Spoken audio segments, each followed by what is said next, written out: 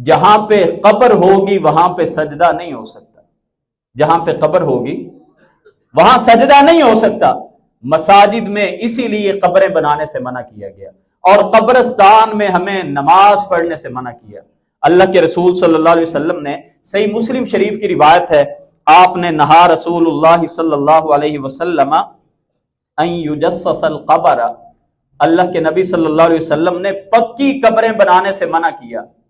اس کے اندر بھی یہی حکمت ہے کہ قبریں پکی بنا کے ان کے اوپر جبے کبے کھڑے کر کے وہاں پہ ماتھے ٹیکنا نہ شروع ہو جانا۔ اللہ کے نبی صلی اللہ علیہ وسلم نے منع کیا پختہ اور پکی قبریں بنانے سے، وَأَن يُقْعَدَ عَلَيْهِ، اور قبروں پر بیٹھنے سے منع کیا، وَأَن يُبْنَى عَلَيْهِ، اور قبروں کے اوپر بلڈنگز اور عمارتیں بنانے سے منع کیا ہے۔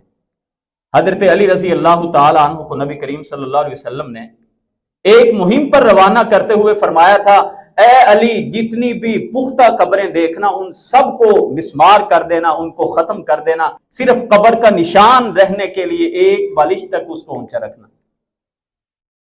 اب سوچئے آج کے دور میں جناب علی المرتضیٰ رضی اللہ تعالی عنہ کو بھیجا جاتا تو پاکستان شریف کی تو ساری قبریں وہ آ کے گرا دیتے، ساری پختہ قبریں، ماربل ٹائل، ہمارے لیے کوئی بڑی سے بڑی پرسنالٹی اور شخصیت کوئی حیثیت نہیں رکھتی۔ نبی کریم صلی اللہ علیہ وسلم اور جو دین نے ہمیں رہنمائی کی ہے وہی ہمارے لیے حرف آخر ہے۔ اور نبی کریم صلی اللہ علیہ وسلم نے پختہ قبریں بنانے سے منع کیا، اور یہ بھی فرمایا تھا کہ اللہ یہودیوں اور عیسائیوں پہ لعنتیں کرے، انہوں نے اپنے نبی کی قبروں کو عبادت گاہ بنا لیا تھا۔ آپ نے اپنی امت کو منع کیا کہ میری قبر کو عبادت گاہ نہ بنانا۔ تو عرض کرنے کا مقصد یہ ہے کہ عبادت، ریاست، نظر و نیاز، دعا، یہ صرف اور صرف ایک اللہ کے لیے ہو سکتی ہے۔